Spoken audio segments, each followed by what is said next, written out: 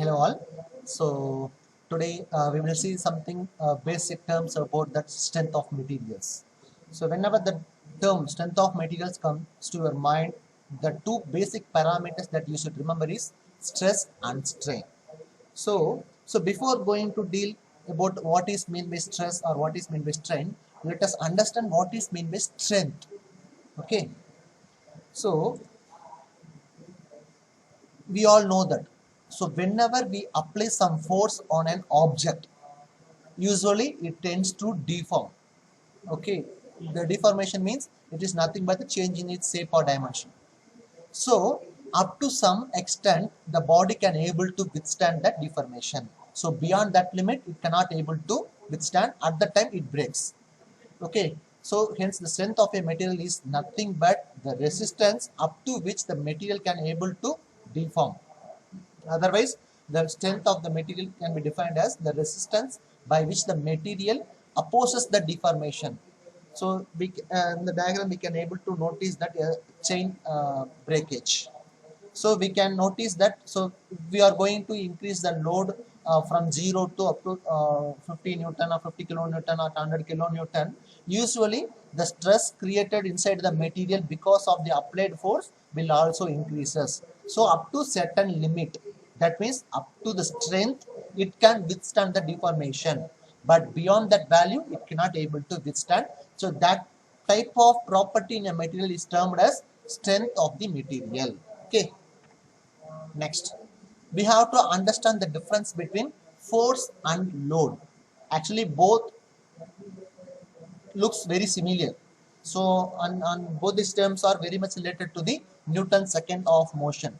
So, I think everyone is aware about the Newton's third law. I think majority of the audience may give the correct answer. That is that for every action there is an equal and opposite reaction.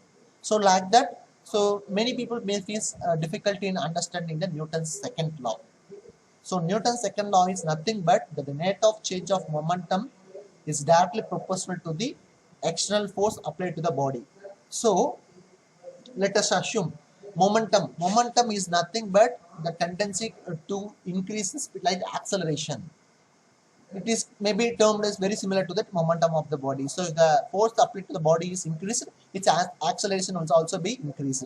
Like that, so whenever there is a change in momentum experienced in your body, therefore that will be mainly due to that the force applied on it. So the applied force act very fast, then the acceleration or change of momentum will be high. Okay. So that is simply the Newton's second law of motion. So the rate of change of momentum will be directly proportional to the external force. If the force is increased, then the car speed will be increased. If the force is decreased, then the car speed will be decreased. The car speed can be correlated with the momentum of the body. So this is the Newton's second law. So now we will come to that what is the difference between that force and load. So in general, force is a physics term, meanwhile load is an engineering term. The second important is that the force is a push or pull. When you are pulling an object or pushing an object, the resultant uh, uh, change in that interaction will be termed as force. Meanwhile, load is nothing but the force exerted on a body or a surface or a body. So usually it tend to increase or proportional with the gravitational force. So F is equal to m into a, mass into acceleration. Here in force we will call it as general acceleration. Meanwhile in the load we can call it as acceleration due to gravity, which will act only the downwards. Meanwhile the force can act in any direction, while the load will act only in the downward direction because it is directly correlated with the acceleration due to gravity. Okay, so what is the acceleration due to gravity? That acceleration a body can experience when it falls from a certain height till it reaches the ground. So usually the value is 9.81 meter per second square. Okay, so this is the major difference between force and load. So it will act only downwards, it can act in any direction.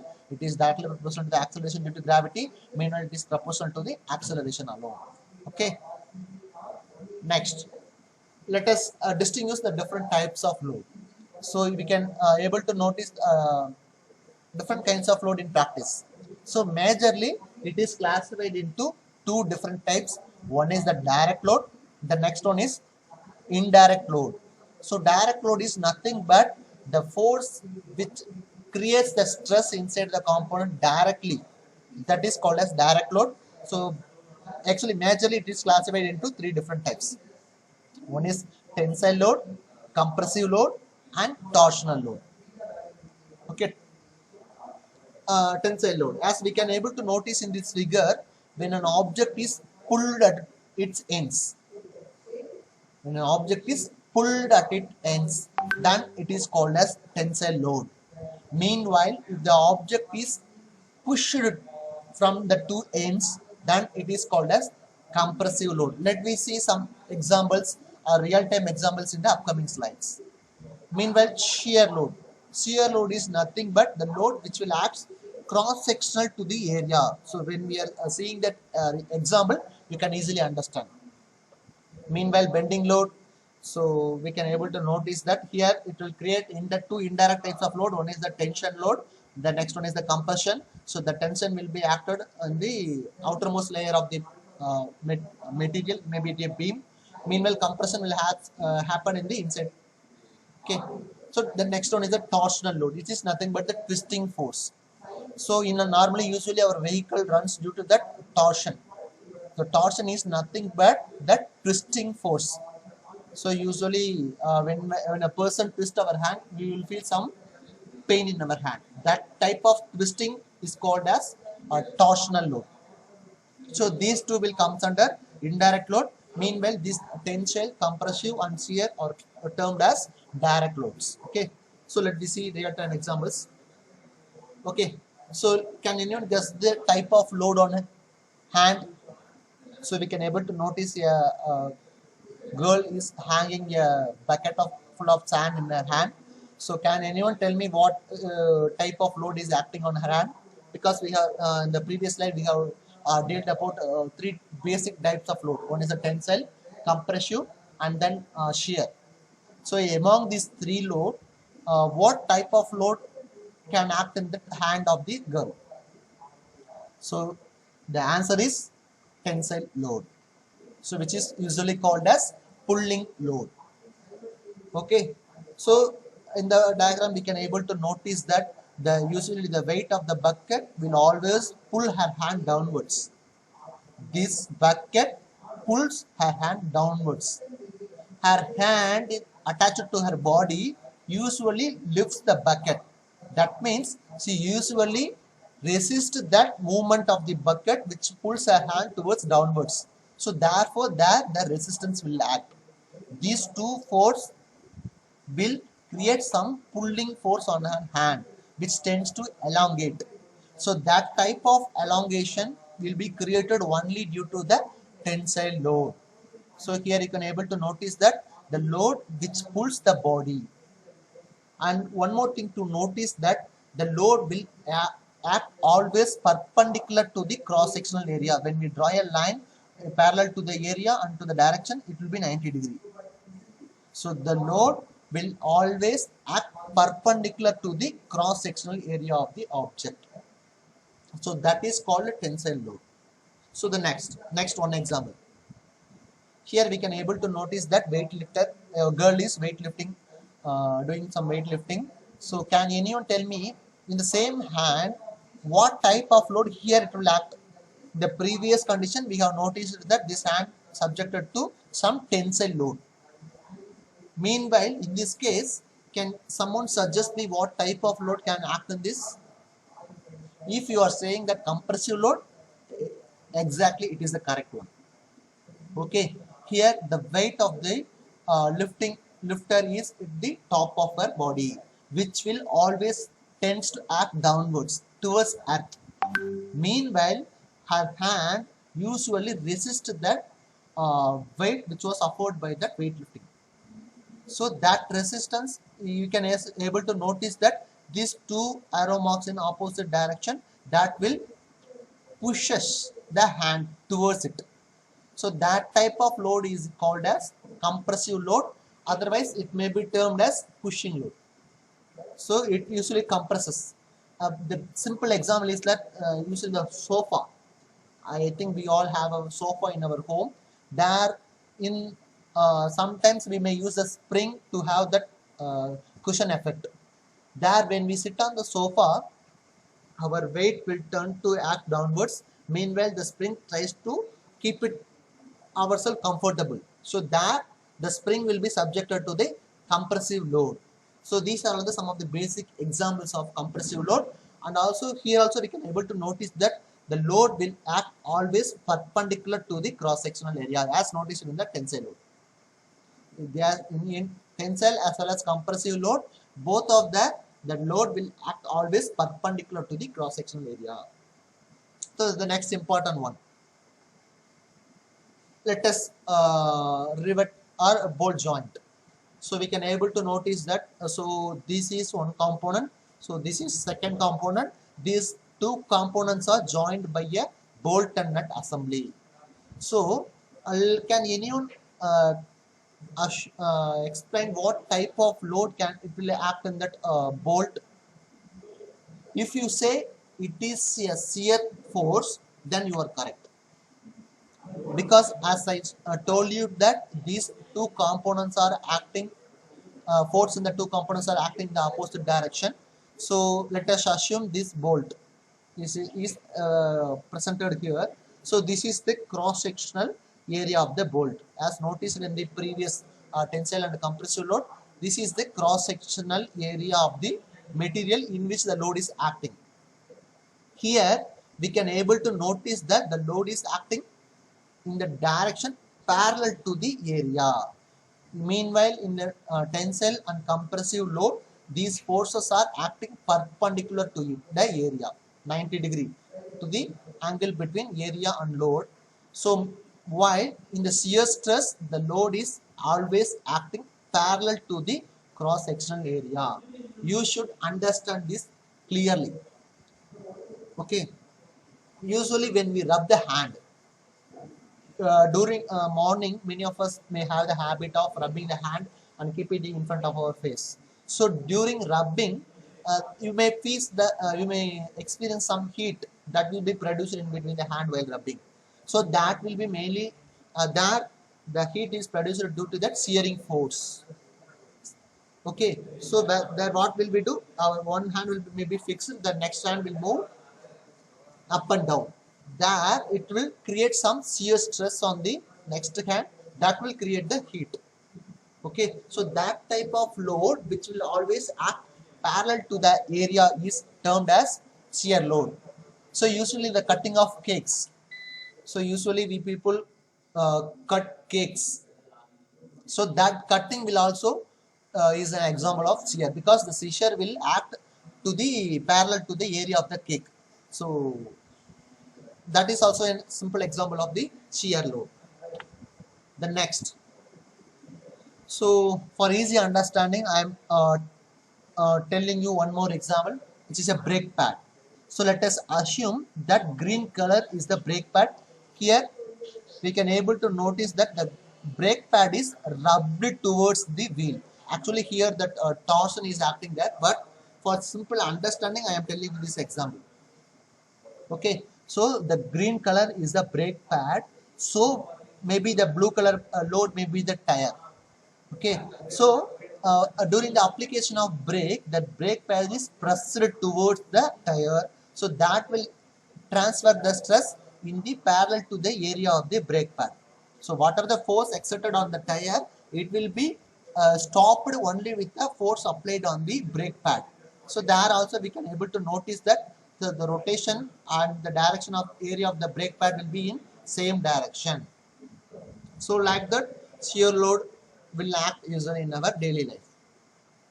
So for the comparison, I have made you all the three different types of load in a single page. So the tensile, it is nothing but the pulling force. Compressive, it is nothing but the pushing force. And shear, it is nothing but the load which is the tangential to the area. Okay. Stress. So let me come to the main topic of the strength of materials. So usually when you say that I am strong in strength of materials, The first question will be that what is meant by stress. So as I already told you that whenever a body is subjected to external force, it tends to deform. It undergoes some deformation. Okay. So we can able to notice a ball in the figure. So it is the actual shape of the ball. So when we are subjecting some external force to compress it, it is the deformed position. So here, what is the major difference between the ball at its actual position and the compressed position? Here, the stress is created inside the ball, otherwise in the ball. So what is meant by stress? The resistance of the object to against deformation or towards deformation is called as stress. Okay. So normally what will happen when we immediately release the load on the ball? It will tends to its come back to its original position. So that is called as uh, elasticity. So whenever a body is capable of returning to its original position immediately after removing the external force, then it is called as elasticity. So the stress, as I already told you that when the ability of the object or tendency of the object to resist against deformation is called as stress. In technical terms, it may be defined as resistance developed by a unit area of cross section against deformation. So this is the formal technical definition for the stress. So stress is nothing but the resistance developed by a unit area of cross sections against deformation. So the stress, it will be the stress load by cross sectional area. Okay. So the unit for the stress is Newton per mm square, and the stress is usually denoted by the letter sigma, symbol sigma. Stress, load by cross sectional area. The SI unit for stress is Newton per mm square, because for the load the unit is Newton, for the cross sectional area the unit is millimeter square. It is denoted by the symbol sigma. So these are all the very few basic facts of stress. So the next one, types of stress. As we already dealt about the different types of load, so it is very similar directly as we can able to notice that load is directly proportional to stress. Hence, therefore, based on the types of load, the stress will also vary. So for the direct load, it is tensile load, compressive load, shear load. So therefore, tensile load by tensile cross sectional is called a tensile stress. Compressive load by cross sectional is called a compressive stress. Shear load by shearing area is called as shear stress. Meanwhile, the formula for bending and torsion will be different because these two are indirect stress. So that we can deal in the upcoming classes. And in many of the practical cases, these stresses alone does not will act on any body. The combination of these two stresses will act. Usually maybe a tensile and torsion, or shear and torsion, or compressive and bending. Like that, the combination of stresses will be experienced practically in the body. Okay. So the next basic parameter in strength of materials is strain. So as we dealt about stress, so what is meant by stress? The stress is nothing but the resistance offered by the body against deformation. Okay. So as I already told you that, so in the ball, so when we try to compress the ball, we will apply certain force to compress it. So therefore, there as a result of the force applied, we can experience some change in dimension. That change in dimension to the original dimension is termed as strain. So also we can able to notice that, let us assume, let us take a eraser in your hand. So and you try to pull that eraser or push that eraser. Either it may be a tensile load or compressive load. So in case if it is a tensile load, that means the pulling force, we can able to notice that the length of the eraser will increase. So that we can identify some, what to say, changes in the dimensions. So what is the dimension? It will be length into breadth into height.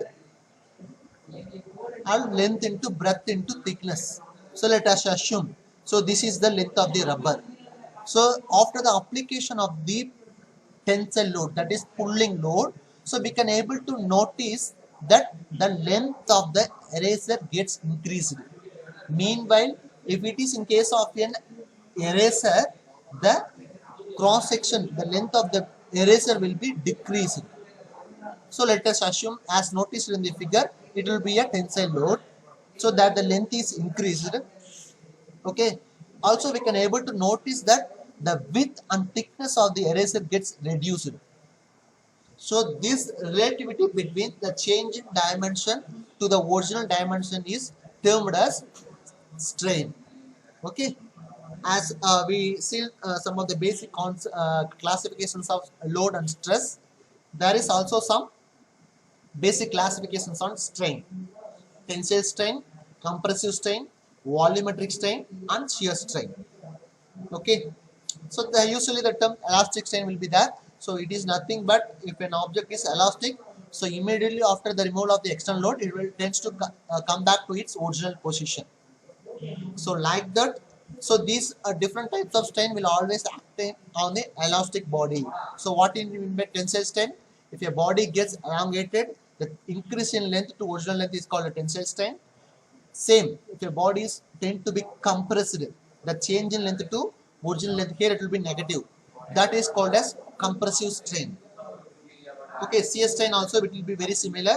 So that is proportional to the angle at which it deforms. So that will come later. So the next one is volumetric strain. So as noticed in the previous figure, in the 3 dimension, that when the eraser is subjected to some tensile load, its length will get increased. Meanwhile, its breadth and thickness will get reduced.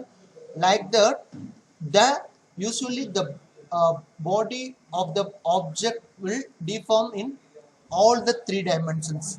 That is in the lengthwise, widthwise, thickness-wise, in all the 3 directions. The what to say that a dimension will change. So when we compare that volume, that is initial volume and final volume, then if we relate the strain with that total change in volume, then we can call it as volumetric strain. It is nothing but change in volume by original volume. Usually strain is given by the formula change in dimension by original dimension. So if you are considering the length alone, then we can call it as tensile strain or compressive strain. So if you consider that dimension of the whole body or volume of the whole body, then we can term it as volumetric strain. Okay, so the dotted line may be the final volume and the dot line may be the initial volume. This change in dimension to the original dimension can be notified as volumetric strain. Okay, so the next thing, shear strain. Okay, usually as we discussed earlier, the basic stress, that is tensile and compressive, these strains will be measured with the help of change in dimension. Meanwhile, in case of stress, it will be little difficult to measure the dimension change, because it will be somewhat intended position as shown in the figure. So in such conditions, we will go to measure the deformation with the angle that in which the material deflects. So M, L, P, N. So this rectangle is the initial position of the body. Let us assume that shear force is acting. The thickness of the material will be unit. Let us assume that is the thickness is 1 mm. So let me if you apply a force at the point M, so what will happen? The position of LM will be shifted towards L dash M dash L M dash. Meanwhile, NP will be shifted towards N dash P. Okay. So that deformation here, the force will create some deformation in angle phi, which will be proportional to it. So if the force is more, then phi will also be more. So here that deformation will be related to the angle. Hence, the shear strain is given by the formula tan phi. Tan phi is nothing but opposite side by adjacent side. So opposite side, opposite to the phi is M, M dash or N, N dash, and meanwhile the adjacent side is, what is it? N, P, otherwise M, L. So therefore the shear strain can be calculated with the formula n dash to the ratio of np with the tan inverse. So it is nothing but the shear strain. Okay. So these are the basic definitions or terms usually used in a strength of materials. Okay. Thank you.